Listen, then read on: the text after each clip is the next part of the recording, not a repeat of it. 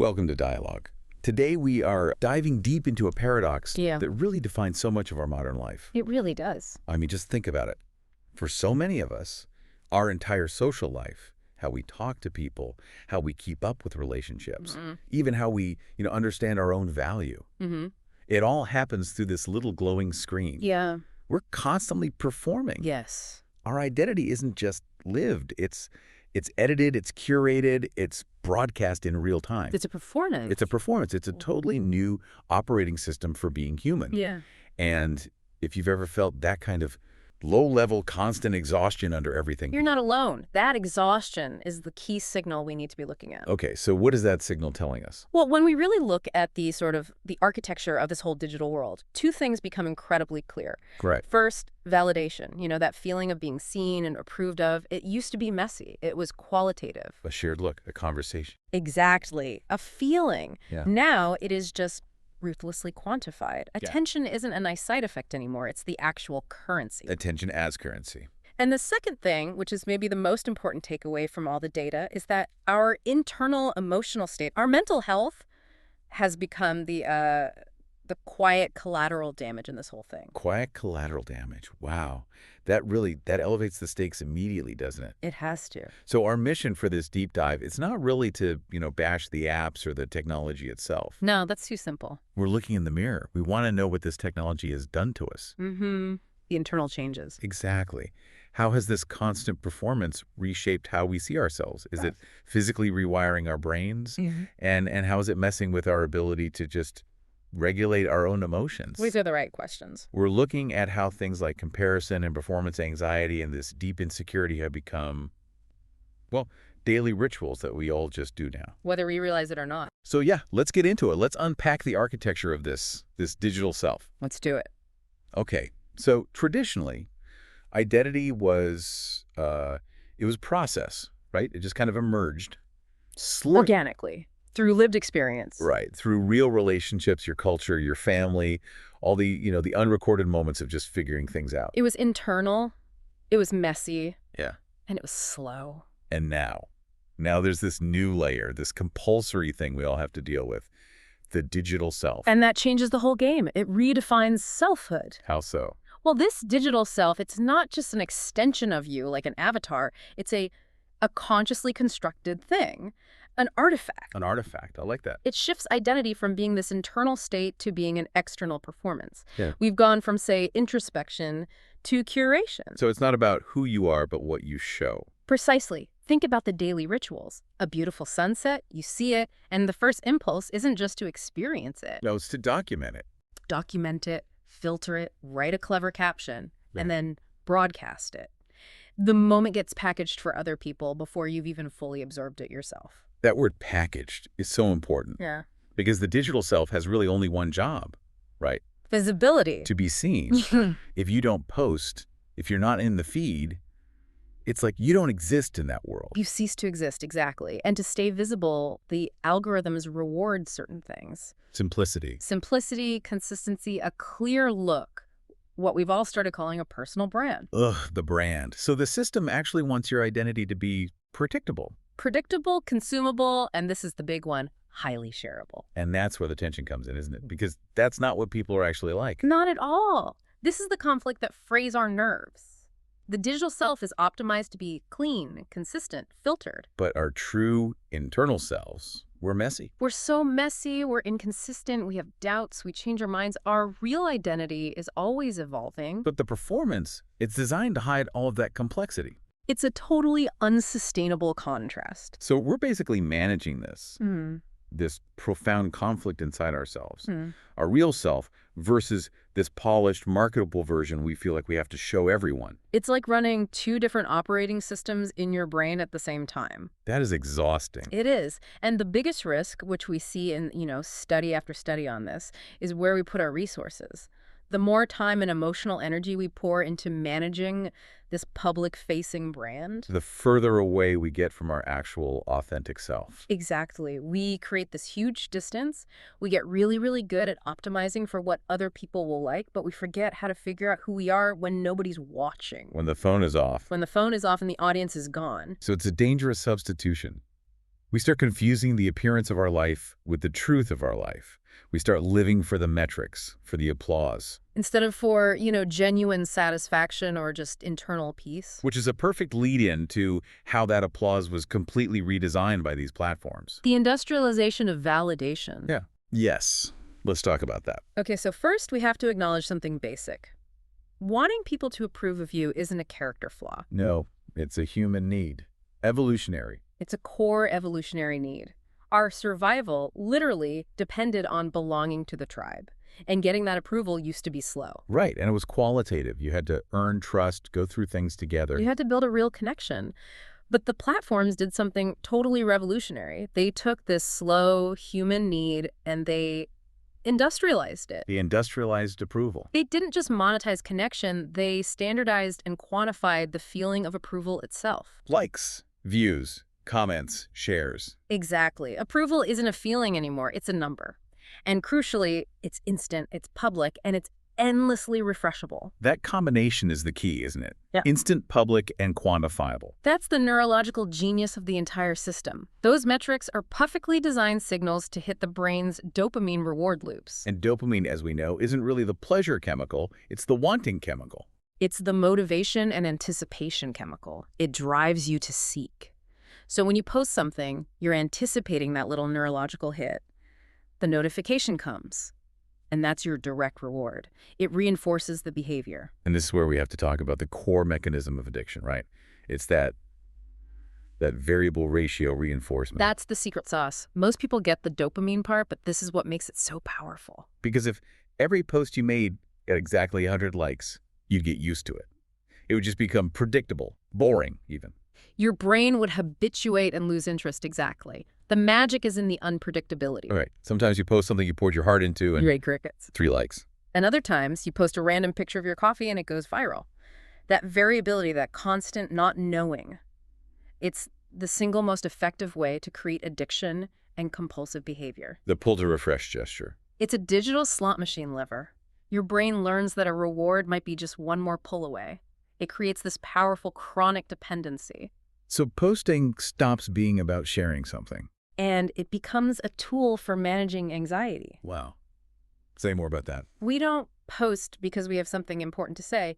We post because we need that instant shot of reassurance. That we're still seen, still valuable. Still worthy of attention. A like is no longer just a thumbs up. It's an instant cure for that nagging feeling of being invisible. And attention itself becomes this emotional currency. The highest form. If you get a steady stream of it, you feel validated and safe. But if you post and you're met with silence... Oh, that's the worst feeling. It's devastating because your brain doesn't see it as neutral. It sees it as a threat. It taps right into that primal evolutionary fear of being rejected by the tribe. This whole quantification thing, it leads to this really terrible outcome where social media creates an economy of self-worth. That's a perfect way to put it. Our own human value, which should be, unchangeable, becomes tied to the countable value of our content. So if your vacation photo gets 1,000 likes, a part of your brain thinks, I'm worth 1,000 units. And if your deep personal thought gets 10 likes, the voice in your head says, my real self isn't valuable. And that constant measuring, that comparing of your internal metric against everyone else's public metric, that's the engine that drives the next big problem. The comparison machine. The comparison machine, the silent destroyer. Right. When you look at any of the clinical data, any large-scale psych survey, the result is always the same. What is it? Upward social comparison is the single strongest predictor of mental distress from using these platforms. And upward social comparison is just Yeah. comparing yourself to people you think are doing better than you. Better, happier, richer, more successful, all of it. And it's an instinct. It's not always a conscious choice you're making. Our brains are just wired to do it, to see where we fit in the social hierarchy. They are. But historically, your comparison group was, what, the 50 people in your village? Right, your immediate circle. Now, your brain is running this constant background comparison against literally billions of other people's highlight reels. Am I successful enough? Am I attractive enough? Is my life interesting enough? It never stops. And the thing is, the comparison is fundamentally rigged. It's an exchange you can never, ever win. Because it's your reality against their marketing. Perfectly said. You are comparing Your messy, unedited, behind-the-scenes life The quiet doubts, the messy kitchen, the boring Tuesday. to their highly curated, filtered, perfected highlight reel. You're comparing your very human doubts to their performed confidence, your failures against their packaged victories. The perfect proposal photo that doesn't show the argument you had that morning. The big promotion announcement that leaves out the panic attacks and the years of struggle. The system incentivizes hiding the struggle and editing the success. So we're basically comparing our three-dimensional, breathing human life to a two-dimensional airbrushed ad for a life. Of course, that's going to make you feel bad. It fuels this chronic state of just self-dissatisfaction. The emotional fallout is huge. It leads directly to anxiety, depression, major body image issues. Especially from the filters and the impossible beauty standards. And just general emotional dysregulation, because the system is designed so that you can never, ever feel like you are enough. And what really strikes me here is that it goes beyond just feeling inferior. It can make you feel invisible in your own life. Like if your life doesn't look as good as the feed, then your actual experiences, the small joys, the real struggles, they don't matter. They're not worthy of being seen. The whole focus shifts away from just accepting yourself and finding grounded satisfaction. And it becomes this relentless chase for an impossible standard of perfection. A standard that's always shifting and is set by someone else. And this dynamic, this is not an accident, that platforms are built to exploit this very human vulnerability. Right. Which brings us to the business model behind all this anxiety and depression. We have to stop thinking that the mental health consequences, the anxiety, the loneliness, the addiction, are just unfortunate side effects. They're not bugs in the system. They're not bugs. In a very real way, they are the necessary output of a successful, highly optimized business model. That is such a critical distinction. The data links high usage to distress, but the why is all about the business incentive. The goal is to maximize your time on the platform, maximize engagement. And what drives engagement? Emotional intensity. Emotional intensity. Calm, nuanced content doesn't keep you glued to the screen. It lets you scroll away. It doesn't make you want to comment and argue. Exactly. The algorithms learn very quickly what gets the highest interaction rates. And what is that? It's outrage, conflict, fear, envy, anxiety. These are the profitable emotions. These are the profitable emotions. It's something we call affective polarization. If something makes you angry, you are far more likely to stop, to comment, to share. High arousal content keeps your dwell time high. The calmer the content, the faster you scroll. The more extreme or scary the content, the more you engage. So the systems are literally paid to destabilize your emotional state. Because instability is profitable. This creates a truly vicious loop that traps people. The system shows you content that makes you feel insecure or anxious. Right. Whether it's politics or body image. Right, it creates the problem. It creates a psychological thirst. And then, once you feel that anxiety, where do you instinctively go for relief or distraction? Right back to the platform that made you anxious in the first place. It's a closed feedback loop. The platform is both the poison and the supposed cure. And all it does is maximize your attention while chipping away at your well-being. This isn't about willpower. It's about architectural design. And if you're constantly chasing that external validation, trying to get relief from anxiety the system created, you eventually lose track of who you even are. Which is identity fragmentation. The crisis of identity fragmentation. Just think about the sheer mental load of it all, the number of selves we have to manage. Which staggering. You have your real self in private, then the idealized self, who you want to be, the curated self on Instagram, the anonymous self in the comments section, the performative self for your professional network, and the brand self, that simple, marketable package for the algorithm. It's like you're the CEO of an internal multinational corporation, and that takes an incredible amount of cognitive energy, what psychologists call ego depletion. Every time you switch from one app to another, from a public post to a private message, you're changing costumes. You're toggling between different versions of yourself, each with its own rules. This constant self-monitoring, it just destabilizes your core sense of who you are. And you see it in people's behavior, right? Yeah. Maybe you believe something nuanced offline, but online you take a really extreme position because you know it gets more engagement. Yes. You're shaping your opinions for approval, not from authenticity. People change their whole personality, their look, just to fit a trend. Or even performing emotions for the camera instead of actually feeling them. The core problem there is the loss of congruence. You start living for the image of the experience, not the experience itself. So you could be having a wonderful time, but you're so worried about getting the perfect shot and the perfect caption that the happiness itself becomes secondary. And identity is no longer something you discover. It's something you construct, you edit, you optimize, and you constantly surveil. The psychological toll of that is just enormous. It erodes what's called internal identity coherence. That fundamental sense that you are one consistent person, that your values and your actions line up. And when that breaks down, you feel lost, disconnected from your own self. That out-of-sync feeling is a huge driver of anxiety. And if this is what it does to a fully formed adult brain, We have to talk about what it's doing to the minds that are still developing, to adolescents. the academic consensus on the impact on teenagers is, frankly, uniformly grim Why are they so much more vulnerable? because of their unique developmental stage. The teenage brain is biologically wired to amplify all the negative effects of these platforms. They are hypersensitive to social feedback and rejection. It's a biological command, right? Right, Figure it's- out where you belong. Exactly. And at the same time, their prefrontal cortex, the part for impulse control and emotional regulation, is years away from being fully developed. So they're just hardwired to seek peer approval. And they're super reactive to those dopamine loops. So social media doesn't just present challenges for them. It acts like a massive amplifier on every single developmental hurdle they already face. And the results are, well, they're really concerning. Skyrocketing rates of body dysmorphia, a massive precarious dependency on external validation, so their self-worth is constantly fluctuating with likes and comments. Performance anxiety, identity confusion, because they have to perform who they are before they've even had a chance to figure it out. And of course, cyberbullying, which turns normal social rejection into this inescapable public humiliation that their developing brains just can't process. It just destroys their social resilience. It does. And the most tragic shift is that the fundamental job of being a teenager, which is to develop your own self-worth and explore who you are, is being replaced by a horrible parody of it. Instead of learning self-worth, they learn self-surveillance. They're not experimenting with who they are. They are A/B testing content strategies to see what gets the most engagement. They're not learning how to belong. They're learning how to be consumed. Reducing their entire identity to a set of marketable traits. It's an inverted process that just leaves them feeling inadequate.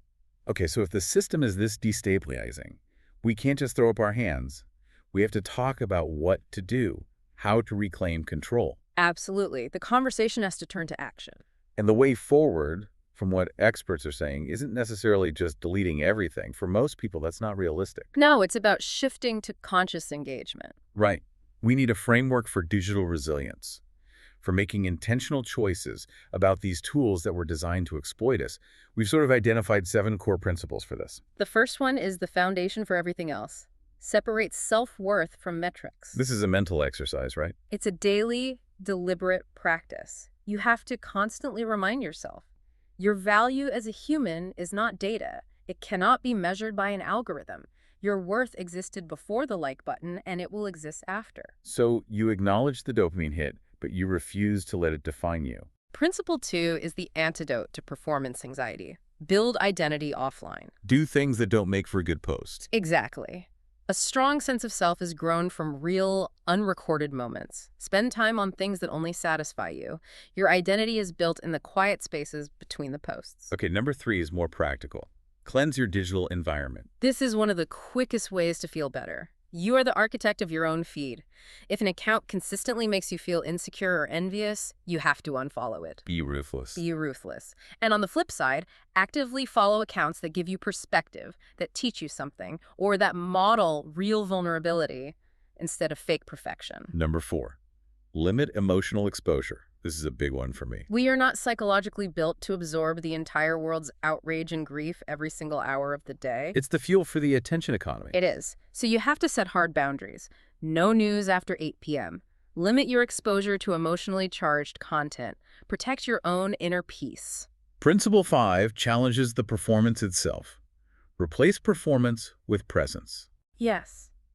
Before you pull out the phone to document a moment, a beautiful meal, an achievement, just live it first. Put the phone away for the first 5 minutes. Internalize the feeling, the smell, the conversation. The memory is always more valuable than the post. Number 6 requires some real self-awareness. Practice digital honesty. This is that moment of pause right before you hit post. You have to ask yourself one question. Am I sharing this from a place of authenticity, or am I posting because I feel insecure and I need a quick hit of validation? And if the answer is insecurity, it's probably better to keep it to yourself. And finally, number 7, protect your inner world. This protects that internal coherence we talked about. Not every thought, every feeling, every relationship needs to be broadcast and monetized. Some things are just for you. The most important parts of yourself need a sanctuary, safe from the public gaze and the algorithm. That is essential for having a self that doesn't depend on anyone else's approval. These aren't about quitting. They're about shifting the power dynamic. Exactly. Moving from being a product of the system to being a conscious, intentional user of it. You're in control of your internal life. When we put it all together, the industrialization of validation, the addictive design, the profitability of our distress, the fragmentation of our identity, the picture becomes pretty clear. Social media is both a mirror and a mask. A perfect summary. It reflects the parts of us we want the world to see, but it dangerously distorts everything else. Our real needs, our messy humanity, our intrinsic value. We've been given this incredible tool for connection, but it's come at a huge cost to our internal stability and our authenticity. We've learned the hard way that our selfhood isn't a commodity that you can just optimize and broadcast for algorithmic points. Identity isn't something you edit into existence. It's something you have to uncover and live and grow into. It's an internal journey, and it has to be aggressively protected from the metrics of the outside world. That is the ultimate act of digital resilience. I believe so. If you enjoyed this conversation, please like, subscribe, and share this video. Also, let us know in the comments what really stood out to you in this conversation, and if there's any related topic or new topic that you would like covered in a future video.